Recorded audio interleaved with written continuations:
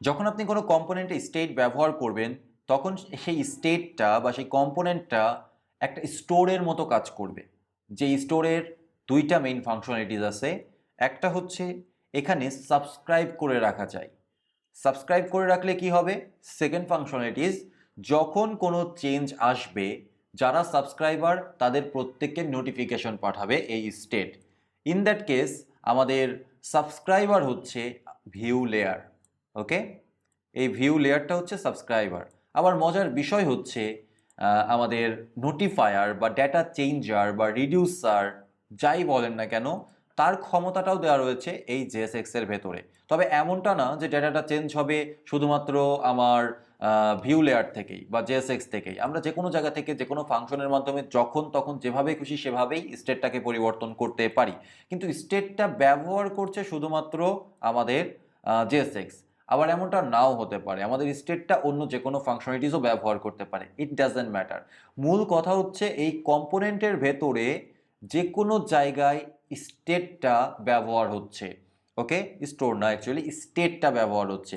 এই স্টেটে যখন কোনো পরিবর্তন আসবে তখন আমাদের কম্পোনেন্ট বা আমাদের এই স্টেটের যে স্টোরটা সে খুঁজে বের করার চেষ্টা করবে। আচ্ছা, কে কে আমার এই স্টেটটা ব্যবহার করেছে? এখানে দেখেন যে দুইটা জায়গায় এই স্টেটটা ব্যবহার হয়েছে, একটা হচ্ছে এখানে আর একটা হচ্ছে এখানে। সো তখন কি করবে? ও আচ্ছা, এখানে যেহেতু চেঞ্জ এসছে, স্টেটটা যেহেতু চেঞ্জ এসছে, তো আমি পুরো বিষয়টাকে রিরেন্ডার করে দিই, মানে পুরো বিষয়টাকে রেন্ডার করে দিই। ওকে, আগে একবার রেন্ডার হয়েছে, তাই কি হয়েছে, আমি আবার রেন্ডার করে দিই। তাহলে নতুন স্টেট দ্বারা যার যার কাছে যা যা দরকার ছিল সেই ডাটাগুলো চলে গেল। ওকে, যে স্টেটের কাউন্ট ভ্যালুটা ব্যবহার করেছে তার কাছে কাউন্টের আপডেটটা চলে গেল। আমার স্টেটের ভিতর যে একটা প্রপার্টিস থাকবে এমন কোনো কথা নেই, এখানে আরও লট অফ প্রপার্টিস থাকতে পারে, লট অফ প্রপার্টিস। তো যে যেই ডাটাটা ব্যবহার করবে সে সেই ডাটাটা পেয়ে যাবে।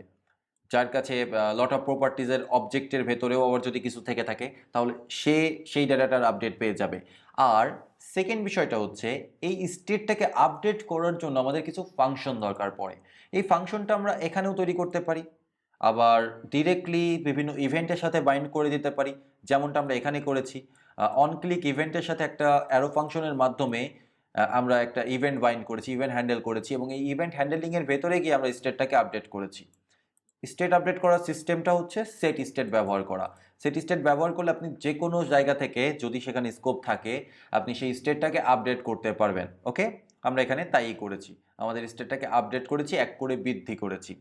সো যখন স্টেটটা আপডেট হয়ে যাচ্ছে তখন সে কি করছে? রেন্ডার ফাংশনটাকে আবার কল করছে, এবং এই রেন্ডার ফাংশন যখন নতুন করে কল হচ্ছে তখন সেখানে ডেটা হিসাবে পাস হচ্ছে নতুন স্টেটের ভ্যালুটা।